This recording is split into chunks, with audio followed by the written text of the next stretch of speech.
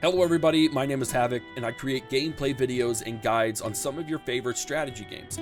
And today I'm collaborating again with Paradox Interactive to give you the rundown on Crusader Kings III's expansion, Legends of the Dead, this time focusing on an infectious mechanic, plagues. So wash your hands, because we're about to dive in, starting as always with, what are plagues? Plagues are diseases that, much like legends, can spread across your realm, albeit full of death and destruction rather than hope and inspiration. Any barony with a holding can be the epicenter of an outbreak, with factors such as development, terrain, the number of buildings, even the types of buildings like a port or a market, cultural era, and of course, the game rules that you set yourself.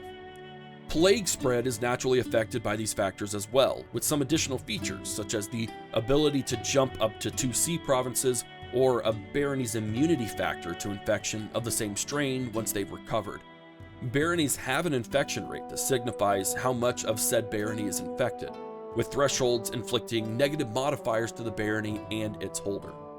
There are several new types of plagues that can now ravage your realm, with some new additions bringing in the wonderful sufferings of holy fire, bloody flux, and measles. However, some more original diseases like smallpox and typhus now have evolved into proper plagues as well. Each one has its own unique set of health traits for the infected, and their effects are certainly something you'll want to keep an eye on, as most plagues hit elderly characters the most severe, while things like the measles more affect children. Plague intensity is also a consideration in how you react to the situation, fueling the spread rate and how long your characters may be infected. You might choose a more gentle solution to a minor plague, but should the Black Death enter your realm, it's an apocalyptic level event. Desperation may call for burning it all down if necessary. Word also gets around fast in Crusader Kings III, and it is definitely worth keeping an eye on both your own realm plagues, but also those that may be nearby, and even world plagues. With a plague's ability to travel from realm to realm on the aforementioned factors, a plague half a world away now may be on your doorstep in a matter of years. With all this doom and gloom around plagues though, surely there's something you can do to fight it, right? Absolutely. So let's take a quick look at fighting the plague.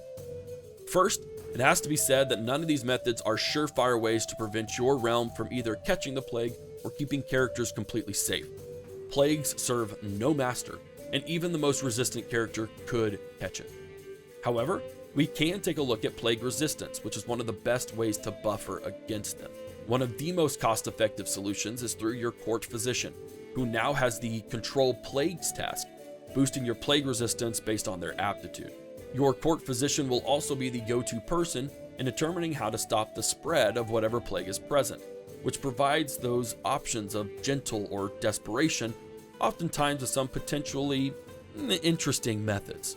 The next best solution lies in your buildings, both at the basic level with hospices or the duchy level burial site. Although costly, these remain constants in your realm and well worth building or upgrading in the later start date where plagues are more frequent. Lastly, you have a couple of decisions to both isolate your capital and protect you and your close family by entering seclusion.